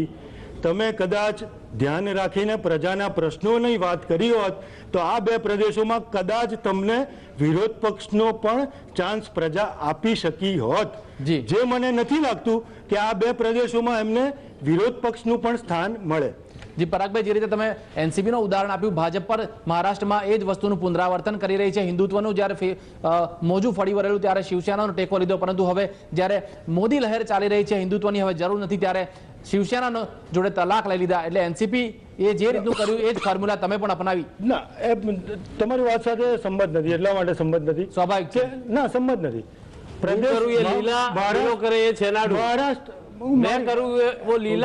એટલે પેલા કરે તે સેનાડું. આવી કથા છે. ભૈયા બહુ સરસ વાત કરી કે આ પાર્ટી પાયામાંથી થાય છે. એટલે રૂપાણી સાહેબ માટે ટિકિટ આપવા માટે તેના કાર્યકર ગયા હતા કે આલજો આ ઉપરથી સ્કાયલેબ લટક્યું હતું, અહીંયા સ્ટેન્ડિંગના ચેરમેન કોને બનાવવાના એ ઉપરથી સ્કાયલેબ તૂટ્યું. વિજયભાઈ રૂપાણી જેવા ક્યાંથી લાવવા? ભાજપના કર્મઠ કાર્યકરને જો તમે સ્કાયલેબ કહેતો હો, વિધાનસભાનો ઉપરથી સ્કાયલેબ તૂટ્યું. આ ભાઈ છોડો ને, કાળા ના કરતા. વિજયભાઈ માટે હું જવાબ આપીશ તમને. જવાબ, વિજયભાઈ રૂપાણી જેવા પાયાના કાર્યકર્તાને જો તમે સ્કાયલેબ કહેતા હો, અરે સાહેબ, એક વ્યક્તિ, અરે ભગવાન એનું મંદિર બનાવે. તમે મંગળયાન જ કહેતા હશો. તમે તમારા રાષ્ટ્રીય નેતાઓને તો મંગળયાન જ કહેતા હશો કદાચ. ના ના, આમને તમે એમનું મંદિર બનાવો. તમે એમને રાજ્યસભામાં આપ્યા છે, તમે એમને કોઈ કોર્પોરેશન બી આપ્યું છે, એમને તમામ ટેકનિકલ બાબતોના જાણકાર છે, તમામ ટેકનિકલ વહીવટ એમને સંભાળ્યો છે. કે મને જુનાગઢની આગામી આ 5 વર્ષ પહેલાની ચૂંટણી વખતે ત્યાં હતા, એટલે શું વહીવટ કરે છે મને ખ્યાલ છે, એમનો પૂરો અનુભવ છે. એટલે એમનું મંદિર બી બનાવો તો મારો કોઈ વિરોધ હોઈ ના શકે, કારણ કે આપની પાર્ટીનો પ્રશ્ન છે. પણ તમે જે પેલું કહો છો ને કે પાયાના નક્કી કરે, એટલે જરા વધારે લાગ્યું મને, હજમ ના થયું એટલે કહ્યું. પરાગભાઈ, જે રીતે તમે કહ્યું કે નિશિતભાઈએ સિફતપૂર્વક મારો જવાબ ફેરવી કાઢ્યો, ગોળ ગોળ ફેરવીને જુદો જવાબ, તમે પણ કદાચ હમણાં એ જ કર્યું છે. મારો મૂળ જવાબ એ હતો કે તમે પણ એનસીપી ની ફોર્મ્યુલા જ અપનાવી છે, શિવસેના જોડે તલાક લીધો છે. એનો જવાબ હજી બાકી છે. શિવસેના સાથે હું જવાબ આપતો હતો અને નિશિતભાઈએ સરસ વાક્ય કીધા એટલે તમને નિશિતભાઈને સાંભળવાના ગમે છે ને, એટલા માટે નિશિતભાઈને સાંભળવાના તમને ગમે છે એટલે કદાચ વચ્ચે બોલ્યા હશે. બોલો. શિવસેના ભાજપની યુતિ તૂટવા માટે ભારતીય જનતા પક્ષના કાર્યકર્તાનું સન્માન એ સર્વોપરી છે. એ આધારિત ભારતીય જનતા પક્ષને એવો નિર્ણય લેવો પડ્યો હશે કે આ યુતિ જોડે હવે ગઠબંધન નહીં, પછી જોઈ લેશે. એટલે પછી જોઈ લેશું. એટલે હજી બારી ખુલ્લું રાખી છે, દરવાજો ભલે બંધ કર્યો હોય. દક્ષેશભાઈ, તમને પૂછવા માંગીશ, જે રીતે પરાગભાઈએ કહ્યું કે બેઠકોને ખટરાગને કારણે આ સમગ્ર યુતિમાં છૂટાછેડા થયા છે, કેટલે અંશે આ સાચું લાગે છે તમને? સમીકરણો ખરેખર આ જ છે કે પછી પડદા પાછળ બીજું કંઈક ગિમિક છે કે રાજકારણ છે કે ચાલ છે? સૌથી પહેલા તો આ પ્રોગ્રામ જો ઇસરોના વૈજ્ઞાનિકો ત્યાં સાંભળતા હશે તો ટેન્શનમાં આવી ગયા કે આ બંને જણા જે જાતના યાનને ઉતારી રહ્યા છે પડે એવા, એટલે એમને હવે એવા બનાવવા પડશે કે ઉતરે નહીં, પડે નહીં, એટલે વધારે સારા યાન બનશે. મહારાષ્ટ્રની વાત કરીએ તો બીજેપી અને કોંગ્રેસ, એનસીપી, શિવસેના બધા જ દાવો કરી રહ્યા છે. અત્યારે આપણે ભાજપની પ્રેસ કોન્ફરન્સ પણ લાઈવ સાંભળી કે અમે જીતી જઈશું, પણ સાચી વાત એ છે કે કોઈને અંદરથી પૂરો વિશ્વાસ છે ને, અહીંયા ભલે એ રીતે કહેવું પડે. એનું કારણ છે, લોજિકલી જોવા જાવ તો 1989 પછી બધી જ પાર્ટીઓ એકલા લડી રહી છે. અત્યાર સુધી જે ટીમમાં સાથે લડતા હતા એમની સામે હવે છે બધા. એટલે સમીકરણ એવું ગૂંચવાયું છે કે બીજેપી શિવસેના સામે કયો મોરચો ખોલે કે શિવસેના બીજેપી સામે કયો મોરચો ખોલે. ભાષાની કેટલીક અતિરેક પૂર્ણ રજૂઆતોને બાદ કરતા એવું કશું થયું નથી કે સામ સામે. એવી રીતે કોંગ્રેસ અને એનસીપી આ બંને અને મનસે રાજ ઠાકરેનું આખું જુદું છે. એટલે ખરેખર તો એવું છે કે મતદારો પોતે ફરીથી કોઈ કન્ફ્યુઝ છે. જ્યાં સુધી એમને ડાયરેક્શન જ ના મળે કે કોણ કોની સાથે છે અને કોણ શું કરવા માંગે છે. બીજું કે મહારાષ્ટ્રમાં બીજેપીના જે કદાવર નેતાઓ હતા, વિલાસરાવ ગયા, ગોપીનાથ મુંડેનું એક્સિડન્ટમાં અનફોર્ચ્યુનેટલી ડેથ થયું, એટલે જે લોકો ત્યાંની પબ્લિકની પલ્સ જાણતા હતા, ગાઈડ કરી શકે એવા હતા. પૃથ્વીરાજ ચૌહાણ સોફ્ટ વ્યક્તિત્વ છે, is not a mass leader. એવું નિશ્ચિતભાઈ તમારી સામે કહું છું. માણસ એકદમ સોફ્ટ હોવો અને લીડર હોવો એ બંને અલગ વસ્તુ છે. એટલે મતદારો માટે ખરેખર કન્ફ્યુઝનની પરિસ્થિતિ છે. મને એવું લાગે છે કે વધારે સીટો જીતવાના દાવા છતાં વોટ સારા એવા સ્પ્લિટ થશે અને શિવસેનાને મહારાષ્ટ્રની અંદર ટેકન ફોર ગ્રાન્ટેડ ગણવી એ મોટું જોખમ જ હોય છે. ભલે શિવસેના બીજેપીના કહેવા પ્રમાણે કે દાવા પ્રમાણે એ સીટો એટલી વધારે ના લાવે કે જીતે નહીં, પણ શિવસેનાનો સ્ટ્રોંગ હોલ્ડ તમારે સ્વીકારવો જ પડે. ત્યાં આગળ એ ઘણી બધી સીટો ઉપર વોટ એટલા લઈ જશે કે આજે 5 જણા વચ્ચેનો જંગ છે એમાં મત એવા વહેંચાશે. મને એવું લાગે છે કે બહુ જ ક્લમ્ઝી રિઝલ્ટ આવશે થીન મેજોરિટીથી. જી દિલીપભાઈ, જે રીતે પ્રચારની વાત કરીએ તો એમાં ગુજરાતીઓ અને મારવાડીઓ મુંબઈમાં છે, મહારાષ્ટ્રમાં ઘણો બધો મોટો ફાળો છે તેમનો, ત્યારે એ લોકોને પણ આકર્ષવાનો પ્રયાસ શિવસેનાએ કર્યો છે. બીજી તરફ મરાઠી કાર્ડ વાપરવાનો પ્રયાસ કર્યો છે, પરંતુ એ પણ મુદ્દો છે કે યુપીના લોકો પણ મોટી સંખ્યામાં ત્યાં છે અને યુપી વાસીઓને હેરાન કરવામાં શિવસેના મનસે બાકી નથી રાખ્યું. તો આ તમામ ફેક્ટરોને જોતા શિવસેનાને ક્યાંક ને ક્યાંક આ ચૂંટણીમાં ફટકો પડે એવી પણ શક્યતા છે કે જો સરકાર પર આવશે, સરકારમાં સત્તામાં નથી તેમ છતાં એમની જો હુકમી ચલાવે છે, તો જો સરકારમાં શિવસેના કે મનસે આવશે તો તેમની હાલત શું થશે, એ વિચારીને પણ ક્યાંક ને ક્યાંક એ લોકોએ મતદાન કર્યું હશે કે કેમ? એ પોસિબલ લાગે છે, કારણ કે આમાં મુંબઈના આંકડા અલગ જોઈએ ને તો એ તો ઓર ઓછા થઈ જાય છે કે 45% આસપાસ જ છે. મહારાષ્ટ્રમાં 54 છે તો પેલા 45% સુધી છે. મુંબઈનો મામલો એક બહુ ટિપિકલ થઈ ગયો હતો. દાખલા તરીકે વાત વિદર્ભની થઈ હતી કે વિદર્ભ અલગ કરવું, પણ એમાં એક સૂચક રીતે મુંબઈનો મામલો પહેલેથી સેન્સિટિવ રહ્યો છે. મુંબઈને દિલ્હીની જેમ અલગ રાજ્ય બનાવવું, કારણ કે એ પંચરંગી શહેર છે. સાચા અર્થમાં ભારતનો કોઈ મેટ્રો સિટી હોય કે જ્યાં ભારતના બધા જ ગામના લોકો વસતા હોય, મુંબઈ છે, ત્યાં શિવસેનાની દાદાગીરી પહેલેથી રહી છે. તો હવે ગુજરાતીઓ માટે પ્રેમની થોડી ઘણી વાત કરે છે. આ જ ગુજરાતીઓ સામે એમણે કેમ્પેન ચલાવી હતી. એટલે જે સ્ટ્રેન્થ હતી શિવસેનાની, પોતાનો સંકુચિત પ્રાંતવાદ, માત્ર મરાઠીવાદ કે આમચી મુંબઈ વાળી વાત, એ સ્ટ્રેન્થ જે એક જમાનામાં એને કામ આવી હતી, પણ મને લાગે છે આજે જમાનો બદલાયો છે. મરાઠી યુવાનો પણ બદલાયા હશે એમ આપણે માની લઈએ તો મરાઠી યુવાનો પણ આ સંકુચિતતામાંથી બહાર નીકળવા માંગતા હશે. એને પણ રસ નહીં હોય કે માત્ર મરાઠીની માણસની વાત કરું, માત્ર આમચી મુંબઈની વાત કરું. એ સંજોગોમાં જે સ્ટ્રેન્થ હતી શિવસેનાની, એ જ પોઈન્ટ આજે એને નડી શકે છે. અને બહુ સંકુચિત લાગ્યું હશે, બહુ પ્રાંતવાદી, બહુ નાનું વિચારનારો પક્ષ લાગ્યો હશે, ખાસ કરીને મુંબઈમાં વેપારી વર્ગ જ્યાં સૌથી વધારે છે. અને જે આ કોઈ ખટપીટમાંથી નીકળીને બિઝનેસની વાત કરો ને, મૂળ ધંધાની વાત કરો ને, એ જે મેન્ટાલિટી છે એ મરાઠી માણસોમાં પણ આવી હશે તો શિવસેનાને નુકસાન થઈ શકે છે. પરાગભાઈ, તમારું શું માનવું છે? 13 લાખ ગુજરાતી વોટરો છે ત્યાં આગળ, તો એની અસર એને એન્કેશ કરવાનો પ્રયાસ કરવામાં બીજેપીએ પ્રયાસ કર્યો છે, અને શું એનો બેનિફિટ મળશે કે કેમ? કે પછી મરાઠી કાર્ડની સામે ગુજરાતી કાર્ડ કેટલું કારગર નીવડશે? આવા કોઈ પ્રાંતવાદના કાર્ડ ભારતીય જનતા પક્ષ ક્યારેય ચલાયા નથી અને ચાલતા પણ નથી. ભારત શ્રેષ્ઠ ભારતના મુદ્દા સાથે ભારતીય જનતા પક્ષ હંમેશા પોતાના વાત લોકો સમક્ષ કરી છે. ગુજરાતી, મરાઠી, મુંબઈમાં એવું કોઈ કલ્ચર હવે રહ્યું નથી કે ત્યાં અહીંયાથી સેપરેટ કરી શકો. હા, એક છેલ્લા ઘણા સમયથી ઉત્તર ભારતીયો વિશે શિવસેના અને મનસે તરફથી ક્યારેક કંઈક નિવેદનો થયેલા કે આંદોલનો થયેલા, પણ એ હવે બાય એન્ડ લાર્જ એક ના ચર્ચા અને ના ચર્ચાના એરણે મુકાય એવી વાતો છે. એટલે બધું કશું અમારે વાત છે નહીં, મરજી વગરની વાતો છે આ બધી. નિશિતભાઈ, હવે હરિયાણા ઉપરની જો વાત કરીએ તો હરિયાણા ઉપર જીતની આશા કેવી જોવા મળી છે? મતદાન તો સારું એવું થયું છે. હરિયાણામાં 5 વાગ્યા સુધીમાં 73% જેટલું મતદાન થયું છે, વધુ મતદાન થયું છે. શું લાગે છે, એન્ટી ઇન્કમ્બન્સી ફેક્ટર કામ કરશે કે પછી તમારી સરકાર આવશે? એન્ટી ઇન્કમ્બન્સી એક કારણ રહેવાનું, પણ જે રીતે હુડ્ડાજીએ કામ કર્યા છે પાછલા વર્ષોમાં, અને ત્યાં આખો આ તમે આમાં વાતો કરવા કરતાં આપણે જે નોઈડાથી આગળ વધતો પૂરો વિસ્તાર જે હરિયાણાને લાગતો છે, આખો તમે જુઓ તો એને જે રીતે ત્યાં ઘણી બધી ત્યાં કેમ કે જાટ કોમ્યુનિટીનો એક એગ્રેશનનો વ્યવહાર રહેતો હોય છે. કોઈ બી ડેવલપમેન્ટ થાય તો એમાં રોકાણ કરતા એટલે રૂકાવટ લાવતા હોય છે. પણ હુડ્ડાજીએ વચ્ચે રહી અને જે એમની આગવી કાર્યશૈલીથી એ ડેવલપમેન્ટ આખા બધા સેક્ટરો કર્યા, અને એ ડેવલપમેન્ટની અસર, અને એ બહુ જાગૃત લીડરશિપ છે, અને એનો ફાયદો 100% કોંગ્રેસ પાર્ટીને થવાનો, એમાં કોઈ શંકાને સ્થાન નથી. પણ ભાઈ જે કહેતા હતા પરાગભાઈ, જે રીતે કે ભાઈ અમારો પ્રાંતવાદ વાત નથી, અમારી આ વાત નથી. મારા ભાઈ, આપણે ગંગાજળથી હિન્દુસ્તાન ધોવા નીકળ્યા હતા, આપણે ગાયની વાતો કરીને દુકાન ચલાવી હતી, આપણે રામ મંદિરના નામે આપણે વેપાર કર્યો હતો. એ 2 સીટથી આપણે જ્યારે સત્તા પર આવતા પહેલાં પ્રધાનમંત્રી નહોતા બનતા ત્યારે આપણે વાતો ભાષણ અલગ કરતા હતા કે ઠાય કરીને ગોળીઓ કરી દઈશું, પાકિસ્તાનને જવાબ આપી દઈશું, ચાઇનાને ઠેકાણે પાડી દઈશું. આપણે કુર્નિશ બજાવતા થઈ ગયા. પેલા આજે 2 દિવસ પહેલાંનું નિવેદન હતું એક પ્રધાનમંત્રી તરીકે કે હવે ગોળીઓ જવાબ આપે છે અને વાર્તા પૂરી થઈ ગઈ. પાછું મેં તો બીજા દાડે છાપામાં વાંચ્યું કે પાછી પેલા પુંજ પર ત્યાં ગોળીબાર ચાલુ થઈ ગયા.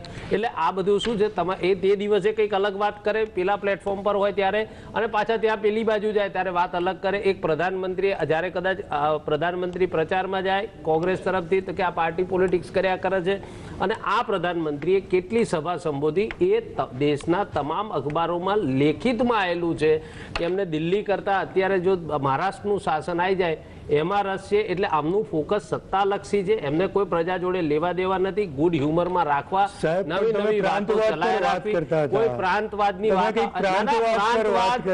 વાત, આ હું તમને બધો કહું, વાત ના ગુજરાતનું અપમાન પેલા એમને કહ્યું હોય તો કે મારા ગુજરાતનું અપમાન, મારા 6 કરોડની જનતાનું અપમાન. અરે ભાઈ, ગુજરાતના મુખ્યમંત્રી હતા એ ના, ભાઈ, વખતે. મુખ્યમંત્રી તો પહેલા થોડા થયા હતા, આગળ બી ઘણા તમને- જતા રહ્યા ભાઈ. તમને અને ત્યાર પછી બી બીજા તમને ડઝન જતા રહ્યા. આ તો નિશિતભાઈ, ગંગાનું વહેતું નિશિતભાઈ, પાણી છે હું મારા તમને બહુ- ભાઈ.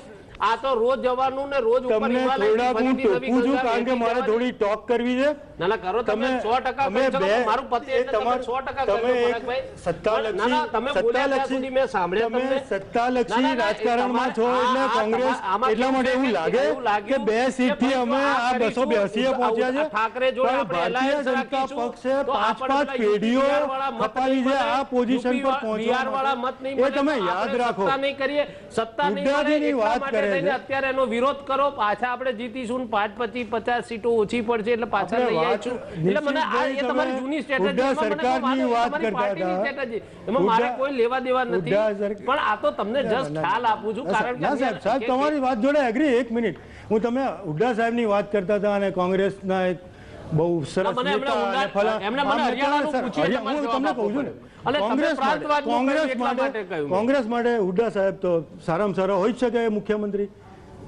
કોડીના થશે. ભાવ કરોડોના કરી આપતા હોય. અરે ભાઈ, એ અહીંયા મુખ્યમંત્રી ઇન્ફોસિટીના તો જુઓ ઘણા ને. છે યાર. આ એ ઇન્ફોસિટી કોંગ્રેસ આપી, માટે તો પેલા સારા પુરી મુખ્યમંત્રી ફાઉન્ડેશનને ગણાય. આપ્યું. કોંગ્રેસ તમે માટે પણ સારા આપ્યું છે ને મુખ્યમંત્રી ભાઈ. ગણાય. એ DLF એમાં વાળાને ક્યાં તમે પણ આપ્યું 10 છે. દિવસમાં જો તો મારા કોડીનો ભાવ સાહેબ, તમે કરોડોનો Air થતો Force, હોય Air Force, તો એ તો Indian Air એ Force, કોંગ્રેસ માટે તો Indian Air Force સારા ને મુખ્યમંત્રી જ જમીન કહેવાય ને નથી ભાઈ. આપી. પૂરી ફાઉન્ડેશનને નિશ્ચિતભાઈ, એટલે લાખો તમારી વાત જોડે સ્ટેન્ડ એગ્રી છું કે હુડ્ડા સાહેબ કોંગ્રેસ માટે બહુ જ સારા મુખ્યમંત્રી. કોમર્શિયલ કોમ્પ્લેક્સ આપણે હરિયાણાની વાત કરો. ત્યાં કોમર્શિયલ કોમ્પ્લેક્સ હરિયાણા આપણે માટે ઇન્ફોસિટી એની આપણા વાત કરીએ. મુખ્યમંત્રી આજના કોંગ્રેસ માટે તો વડાપ્રધાન. સારામાં આજ સારું. ગુજરાતમાં પૂરી ફાઉન્ડેશનને કરોડો સ્ક્વેર મીટર જમીન પાણીના ભાવે આપી.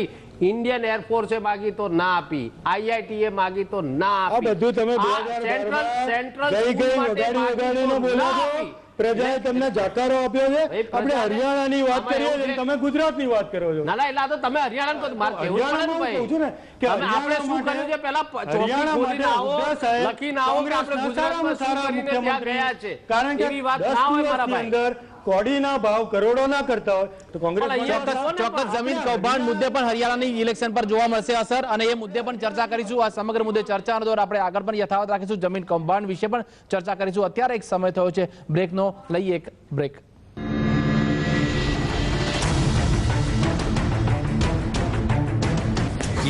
Welcome back. ચર્ચાને આગળ વધારીએ. ચર્ચા કરતા હતા જમીન કૌભાંડની. દક્ષેશભાઈ, તમને પૂછવા માંગીશ, જે રીતે જોવા જઈએ તો ચર્ચામાં મુદ્દો ઉઠ્યો જમીન કૌભાંડનો.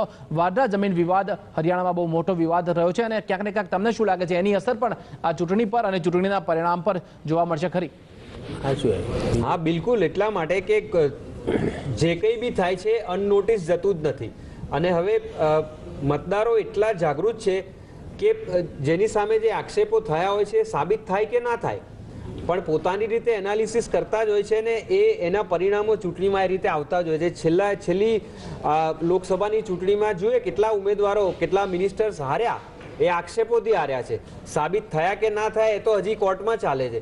એટલે આજે એવું છે કે મીડિયા પહેલાના 20 વર્ષ પહેલાના યુગમાં મતદારોને માત્ર વાતોથી કે ખાલી આક્ષેપોને નકારી દઈને જે રીતે અંધારામાં રાખી શકાતા એવું નથી હવે. એટલે એક માણસ, એક મતદાર આજે એલર્ટ છે, અને એને ગમે તે સાંભળવા કે જોવા મળે પણ એ પોતાની રીતે એનાલિસિસ કરતો જ હોય છે. અને આ જે કૌભાંડની તમે વાત કરી એ ડેફિનેટલી એ નુકસાન કરશે જ એ લોકોને. એટલે હું માનું છું કે હરિયાણાના પરિણામોમાં આ એક ફેક્ટર રહેશે જ 100%. દિલીપભાઈ, તમને પૂછવા માંગીશ, નરેન્દ્ર મોદી વડાપ્રધાન બન્યા પછી આ પ્રથમ એસિટેજ સમાન આ ચૂંટણી એમના માટે કહી શકાય. ક્યાંક ને ક્યાંક જીતની બાજી હારી ના જવાય એટલા માટે જ આ વખતે વધારે પડતી એમને સભાઓ સંબોધી છે. પેટના ચૂંટણીમાં એટલું બધું મહત્વ નથી આપવામાં આવતું, તેમ છતાં પણ વિધાનસભાની ચૂંટણીમાં જે રીતે મહત્વ આપવામાં આવ્યું છે 2 સીટો પર હરિયાણા અને મહારાષ્ટ્રમાં, બે સ્ટેટમાં, તો મોદીએ સૌથી વધારે સભા સંબોધી છે. ક્યાંક ને ક્યાંક મનમાં દૂર દૂર શંકા હશે એટલા માટે? નહીં, એવો જે હવે છેલ્લે આમ વાત કરી નરેન્દ્ર મોદીનું નામ એકવાર નક્કી થયું કે મારા PM પદના દાવેદાર છે, એ વખતથી બીજેપી માટે મુખ્ય આધાર અથવા તો મુખ્ય ચહેરો એ નરેન્દ્ર મોદી થઈ ગયો છે. એટલે બીજેપી નરેન્દ્ર મોદી પાસે વ્યક્તિ કરતા હવે એક બ્રાન્ડ તરીકે બીજેપી એને પ્રોજેક્ટ કરે છે. એટલે લોકસભામાં નરેન્દ્ર મોદીના નામે જ, ભલે બીજા બધા મુદ્દા હતા પણ નરેન્દ્ર મોદીના નામે મત લેવામાં આવ્યા હતા. પેટા ચૂંટણીમાં મેં કહ્યું પ્રમાણે સિફતપૂર્વક એટલે મોદી લહેર છે એવું એ સાબિત કરવાના પ્રયાસ રૂપે બિલકુલ 282 મળી એટલે લહેર છે એ વિરોધીએ પણ સ્વીકારવી પડી છે, કલ્પના પણ નહોતી અને 282 મળી હતી. એ લહેરને કન્ટિન્યુ કરવાની હવે વાત છે. પણ હવે જે આ એક્ઝિટ પોલના 1-2 આંકડા આવ્યા છે, બાકીના જે વાત છે અને જે ભાષણોમાં મહારાષ્ટ્રમાં દેખાયું, આપણે જો બિટવીન ધ લાઇન્સ કહીએ તો એમણે કહ્યું બાલાસાહેબ ઠાકરેની ટીકા નહીં કરું કારણ કે એ બહુ સન્માનનીય છે. પણ મૂળ વાત જે છે ચર્ચામાં આવી હતી કે બાલાસાહેબ ઠાકરે એકવાર સુષ્મા સ્વરાજનું નામ લીધું હતું, એ મનમાં એમને ખટક્યું હશે, એને કારણે જ શિવસેનાને એમણે તરછોડી હતી. પરંતુ એક દરવાજો ખુલ્લો રાખવાનો. તમને અટકાવવા માંગે દિલીપભાઈ, જે એક્ઝિટ પોલના આંકડા આવ્યા છે, MNS ને મહારાષ્ટ્રની જો વાત કરીએ MNS ને 9 થી 15 સીટોની વાત છે, NCP ને 31 થી 41 સીટો મળી શકે છે. એક્ઝિટ પોલના તારણો પર નજર કરી રહ્યા છે આપણે. મહારાષ્ટ્રમાં કોઈ પણ પક્ષને સ્પષ્ટ બહુમતી નહીં મળે. એક્ઝિટ પોલના આંકડા કહી રહ્યા છે કે મહારાષ્ટ્રમાં કોઈ પણ પક્ષને સ્પષ્ટ બહુમતી નહીં મળે. ઇન્ડિયા ટીવી સી વોટર્સનો આ સર્વે છે, જેમાં મહારાષ્ટ્રમાં ભાજપને 124 થી 134 સીટો મળે તેવી શક્યતા દર્શાવાઈ રહી છે. કોંગ્રેસને 38 થી 48 બેઠકો મળવાની શક્યતા છે. તો MNS ને 9 થી 15 બેઠકોની શક્યતા હાલ જોવાઈ રહી છે. NCP ને 31 થી 41 સીટો મળવાની શક્યતા છે.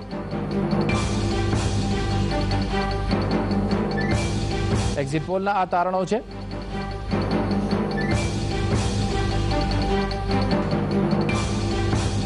મહારાષ્ટ્રમાં કોઈને સ્પષ્ટ બહુમતી નથી. ઇન્ડિયા ટીવી સી વોટર્સનો આ સર્વે છે. ભાજપને 124 થી 134 બેઠકોની શક્યતા છે. કોંગ્રેસને 38 થી 48, MNS ને 9 થી 15.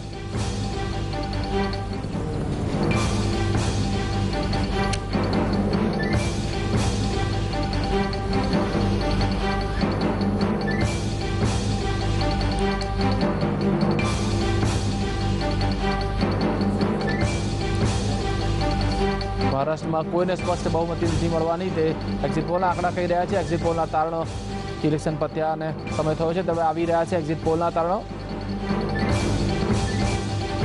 આ નવા સર્વે છે, એબીપી ન્યૂઝના સર્વે છે, જેમાં મહારાષ્ટ્રમાં ભાજપને 127 બેઠકોની વાત કહેવામાં આવી રહી છે. તો શિવસેનાને 77, કોંગ્રેસને 40, NCP ને 34 અને MNS ને 5 તથા અન્યને 5 બેઠકો મળશે. એક્ઝિટ પોલના આ તારણો છે, એબીપીના હતા, પહેલા સી વોટર્સ અને ઇન્ડિયા ટીવીના હતા. તો શિવસેનાને 77, કોંગ્રેસને 40 બેઠકો મળવાની શક્યતા હાલ જોવાઈ રહી છે.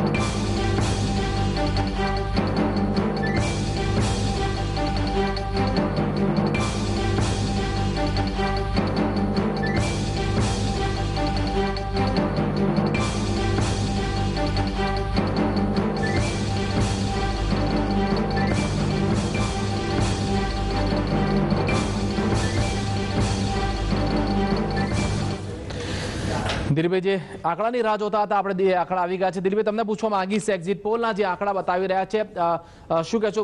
મતદાન ઓછું થયું છે પણ એક્ઝિટ પોલના આંકડા કંઈક જુદું જ કહી રહ્યા છે, શું કહેશો? બિલકુલ, એ જે હું તો કહું છું એ જ કહી રહ્યા છે, કારણ કે એને કારણે જે કન્ફ્યુઝનની વાત મેં પણ કરી હતી અને દક્ષેશભાઈ પણ કરી, સ્પષ્ટ નહોતી કોણ કોની સાથે છે, બહુ સવાલ ઉભો થયો હતો. અને આંકડા પણ એ જ બતાવી રહ્યા છે કે હવે કોણ કોની સાથે જશે. બીજેપીને સૌથી વધારે ફાયદો થશે સ્પષ્ટ હતું, મતો વહેંચાય એમાં, પણ સ્પષ્ટ બહુમતી મળશે કે નહીં એ મને લાગે છે ડાઉટ નરેન્દ્ર મોદીના મનમાં છેલ્લે છેલ્લે ઉભો થયો હશે. એટલે એમણે સ્પષ્ટપણે કહેલું, હું શિવસેનાની ટીકા સીધી નહીં કરું, બાલાસાહેબ ઠાકરેની ટીકા નહીં કરું. આ આંકડા પરથી મારે એક કોમેન્ટ એ કરવી છે કે હવે કોણ કોની સાથે જશે. 77 સાથે શિવસેના બીજા નંબરે છે, પણ જો એની જરૂર ન હોય એનસીપી 34 છે. આ આંકડાને જો માની લઈએ તો એનસીપી સાથે પણ સરકાર બની શકે છે. એટલે આ આંકડા પછી 19 તારીખ સુધી બહુ સ્પેક્યુલેશન ચાલવાનું છે. બંને પક્ષના મહાનુભાવ આપણી પાસે બેઠા છે. નિશિતભાઈ, તમને પૂછવા માંગે શું લાગે છે જે રીતે પરિણામો આવ્યા, આ એક્ઝિટ પોલના આંકડા જે આવ્યા છે, ક્યાંક ને ક્યાંક ગઠબંધન થવાની શક્યતા કેટલી જુઓ છો તમે? આમાં બહુ સ્પષ્ટ વાત છે. અમને મુરબ્બીએ જેમ કહ્યું કે બાલા સાહેબ પર આક્ષેપ નહીં કરું, બાકી એમનો સ્વભાવ નથી કે કોઈને પણ આક્ષેપમાંથી બક્ષી શકે, એમનો નેચર છે. અને એમણે ના કર્યું એટલે એમને ભીતિ દેખાઈ હતી કે મારે અહીંયા જો સત્તા લેવી હોય તો આમના શરણે જવું પડશે. એટલે જે એમના શરણે જ જશે, એના વગર છૂટકો નથી, તો જ એમનું શાસન આવશે. અને એ નહીં હોય તો જેમ અગાઉ પણ થોડુંક ઈલું એમણે એનસીપી જોડે કર્યું હતું, એ કાં તો એ ઈલુનું લગ્નમાં પરિણામ આપશે, કાં તો જૂના સંબંધોને જેમને કાઢી મૂક્યા છે એમને પાછા તેડાવશે. આ બે સિવાય ત્રીજો એમની પાસે કોઈ ઓપ્શન દેખાતું નથી મને. પરાગભાઈ, તમારું શું માનવું છે? સ્પષ્ટ બહુમતી બીજેપીની પણ નથી દેખાતી. સ્વાભાવિક છે, બેઠકો થોડી છે, પરંતુ ટેકો તો લેવો જ પડશે, એ સ્પષ્ટ દેખાઈ રહે છે. તો બેસાખીની જરૂર હવે પડવાની છે છૂટાછેડા પછી પણ. તો કોની કરશો, કોનો સહારો લેશો, એનસીપી કે પછી શિવસેના? 19મી તારીખે રિઝલ્ટ આવશે, ત્યાં સુધી આ સ્પેક્યુલેશન, આ 2-3 દિવસ એક્ઝિટ પોલ પછી પોસ્ટ ઇલેક્શન 2-3 દિવસ મીડિયા માટે સરસ હોય છે, મજા આવે, વાંચવાની મજા આવે કે કોની સાથે કોનું ગઠબંધન થશે, ક્યાં તૂટશે, કઈ રીતે જોડાણ થશે, મજાની વસ્તુ છે. 2 દિવસ એ લોકશાહીની પ્રક્રિયા છે, ક્રિટિસિઝમ થવા જ જોઈએ. એક્ઝિટ પોલને નકારતો નથી, એક્ઝિટ પોલને સ્વીકારતો નથી. એક્ઝિટ પોલની જરૂરિયાત હોય છે, એક્ઝિટ પોલ થવા જ જોઈએ. અને એક્ઝિટ પોલના આંકડા સ્વીકારીને હું અહીંયા સ્ટુડિયોમાં બેસીને કોઈ સરકાર બનાવવા માંગતો નથી. સરકાર બનશે, રિઝલ્ટ આવશે ત્યારે. દક્ષિતભાઈ, પરાગભાઈ તો સરકાર બનાવવા નથી માંગતા, પણ આપણું શું મંતવ્ય છે એક્સપર્ટ તરીકે? સ્ટુડિયોમાં બેસીને, મારો શબ્દ કાપશો નહીં, સ્ટુડિયોમાં મારે સરકાર નથી બનાવી કે આ એક્ઝિટ પોલના આધારે સ્ટુડિયોમાં સરકાર મારે નથી બનાવી. 19મીએ જ્યારે સરકાર બનશે ત્યારે જોઈશું. નરેન્દ્ર મોદી રેલીઓ સંબોધીને સરકાર બનાવે છે, તમારે સ્ટુડિયોમાં નથી બનાવી. સ્ટુડિયોમાં એક્ઝિટ પોલના આંકડા સાથે મારે કોઈ સરકાર નથી બનાવી. એક મિનિટ જી, એક તમે કીધું કે આજે એક્ઝિટ પોલ આવ્યા છે, કોણ કોની સાથે બેસશે, કોને કેટલી સીટો મળશે, મીડિયાને 2 દિવસ મજા આવશે. અને આ પોલને હું માનતો નથી. ના, માનતો નથી હું નથી. નહીં, એટલે રિજેક્ટ બી નથી કરતો ને પણ બરોબર, મીડિયા પણ આ વસ્તુ સ્વીકાર નથી કરતી. એક મિનિટ, મીડિયાને મજા આવશે. આ એક જે મસાલાવાળી જે વાત છે એટલે ના સાહેબ, ભૂલ થાય છે. મીડિયા અલગ છે, ક્રિટિસિઝમ કરશે. ક્રિટિસિઝમ જરૂરી છે, લોકશાહીમાં જરૂરી છે, એક્ઝિટ પોલની જરૂરિયાત છે. ના, પણ મીડિયાને મજા આવશે, ઇન્વર્ટર કમાવામાં મને દેખાયું. મીડિયા લખશે, વાંચવાની મજા આવશે. મીડિયા લખશે, વાંચવાની મજા આવશે. તમને પણ મજા આવશે? દક્ષિતભાઈ, આંકડા એમને મજા આવે નથી એટલા માટે મીડિયા ઉપર કહી રહ્યા છે. હા, હું એ જ વાત કરું છું કે રિવાઇન્ડ કરીને સંભળાય તો ને એમણે જે કહ્યું. એટલે આ એક જનરલ એઝમ્પશન છે એ પરાગભાઈનું ઘણા બધાનું કે આવું બધું થાય એટલે મીડિયાને મજા આવે. મીડિયા સેન્સિબલી, રિસ્પોન્સિબલી એક્ટ કરતું હોય છે. અને બીજું કે આને તમે સ્વીકારતા નથી અને રિજેક્ટ બી નથી કરતા, તો છેલ્લી લોકસભામાં એનડીએ સત્તા ઉપર આવી ત્યારે તો 80% પોલ સાચા પડ્યા, જેમણે કીધું હતું કે નરેન્દ્ર મોદી વડાપ્રધાન થશે અને 280 થી વધારે. તો એને તમે એક્સેપ્ટ કર્યું કે સાલું સાચું, તો આને તમે આઉટરાઇટલી ના કેમ પાડો? આઉટરાઇટલી ના નથી પાડતો, આંકડાને ના પાડું. ભારતીય જનતા પક્ષની મહારાષ્ટ્રમાં 150 થી વધારે બેઠકો આવશે અને સરકાર બનશે. હવે અત્યારે હું એ ડિસ્કશન કરવા નથી માંગતો, કારણ કે તમે મારી સાથે સંમત થાવ ના થાવ, કોંગ્રેસના આર્ગ્યુમેન્ટ આવે. મારું પોતાનું માનવું એ કન્ફર્મ છે, મારું માનવું પોતાનું એ કન્ફર્મ છે કે ભારતીય જનતા પક્ષ 150 થી વધુ બેઠકો સાથે મહારાષ્ટ્રમાં જીતશે. બરાબર. અને એક વાત હું કહું કે બીજેપી તરીકે તમે એક કહી શક્યો જે મને લાગે નરેન્દ્ર મોદીએ મહારાષ્ટ્ર અને હરિયાણામાં એક વડાપ્રધાન તરીકે આટલો બધો પ્રચાર કેમ કર્યો? મને આશ્ચર્ય થાય છે કે બીજેપી એનો જવાબ કેમ નથી આપી શકતો. હું ઇન્ટેલેક્ચ્યુઅલી વિચારું તો એ જવાબ એ હોવો જોઈએ કે ભૂતકાળમાં કોઈ વડાપ્રધાને પૂછ્યો નથી સાહેબ. ના, એવી વાત થઈ કે કેમ મને આ પ્રશ્ન પૂછ્યો નથી. હા તો ઓકે, આપણે માની લઈએ. દિલીપભાઈને તમારો જવાબ શું હોય? પરાગભાઈ, તમે જવાબ આપો. હા, કહું. જી, નરેન્દ્ર મોદીજી ભારતના વડાપ્રધાન છે. નરેન્દ્ર મોદીજી ભારતના વડાપ્રધાન, ભારતીય જનતા પક્ષના નેતા તરીકે વડાપ્રધાન છે. નરેન્દ્ર મોદીજી ભાજપના નંબર 1 કાર્યકર્તા છે. નરેન્દ્ર મોદીજી ભારતીય જનતા પક્ષના વિજય માટે એમનાથી બનતા પૂરતા પ્રયત્નો ભૂતકાળમાં કર્યા છે, ભવિષ્યમાં કરશે અને હાલના સંજોગોમાં પણ કરશે. નરેન્દ્ર મોદીજીની જે વાકછટા, નરેન્દ્ર મોદીજીની જે સ્ટેટ્સમેનશીપ તરીકેની જે એક ઇમેજ આખા દેશમાં અટલજીની સાથે જે કમ્પેરિઝનવાળી એક સ્ટેચ્યુ એમનું ઊભું થઈ રહ્યું છે, એ પ્રમાણે નરેન્દ્ર મોદીજી ભારતીય જનતા પક્ષના પ્રચારક તરીકે હંમેશના માટે કરતા હતા, કરશે અને કરે છે. આનો પોલિટિકલી કરેક્ટ ડિપ્લોમેટિક જવાબ જે મારા હિસાબે જે એ હોઈ શકે કે એક વડાપ્રધાન તરીકે, પાર્ટીના નેતા તરીકે he has taken A call on himself with self responsibility. મને લાગે છે નિશિતભાઈને જવું છે એને એક આપણે અન્ય જગ્યાએ છેલ્લો એમને એક સવાલ પૂછી લઈએ. આજે નવી પરિસ્થિતિ ઊભી છે નિશિતભાઈ, એ સંજોગોમાં કોંગ્રેસ અને એનસીપી વચ્ચે પણ ફરીથી કંઈક ઇલું થાય કે તમે શું પરિસ્થિતિ જોવો છો કોંગ્રેસ અને એનસીપી ના સંદર્ભમાં? આ નિર્ણય આલા હાઈકમાન્ડનો છે, રિઝલ્ટ આવે ત્યાર પછીની શું પરિસ્થિતિનું નિર્માણ. તમારો શું વિચાર છે એ સંદર્ભે? મારો કોંગ્રેસના કાર્યકર તરીકે તમારો શું વિચાર? કાર્યકર વિચાર અમારો એ જ હોઈ શકે જે પરિસ્થિતિ ત્યાંની પ્રજા જે ઈચ્છતી હશે, કેમ કે આ ફ્રેક્ચર્ડ મેન્ડેટ છે.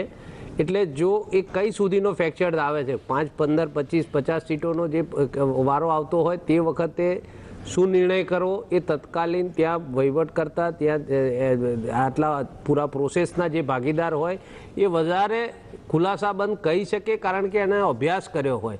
મહારાષ્ટ્રનો ના તો ઇન્ચાર્જ હતો, ના તો ત્યાંનો કોઈ કેમ્પેન કમિટીનો ચેરમેન હું છું કે હું એના બાબતે નિર્ણય કરી શકું કે મહારાષ્ટ્રમાં આ કરવું જોઈએ.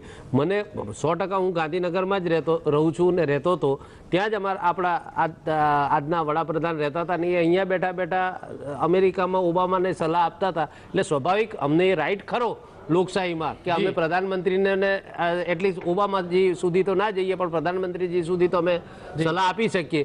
પણ અમે જે સંસ્કાર ને સંસ્કૃતિમાંથી આવ્યા છે તે ચાલતા ચાલતા બજારમાં વટાણા વેરવા નહીં, એ અમારી માનસિકતા હોય છે. એટલે એ સમય આવે અમારું આલા હાઈકમાન્ડ એનો નિર્ણય લઈ લેશે. ચોક્કસ ચર્ચામાં નિશિતભાઈ વટાણા વેરવા નથી માંગતા, કદાચ સ્ટુડિયોની બહાર સિફતપૂર્વક વાત કરશે. સમગ્ર ચર્ચાનો દોર આપણે આગળ યથાવત રાખીશું. નિશિતભાઈ આપનો ખૂબ ખૂબ આભાર ચર્ચામાં જોડાયા. સમગ્ર ચર્ચા આગળ પણ યથાવત રહેશે. લઈએ એક બ્રેક.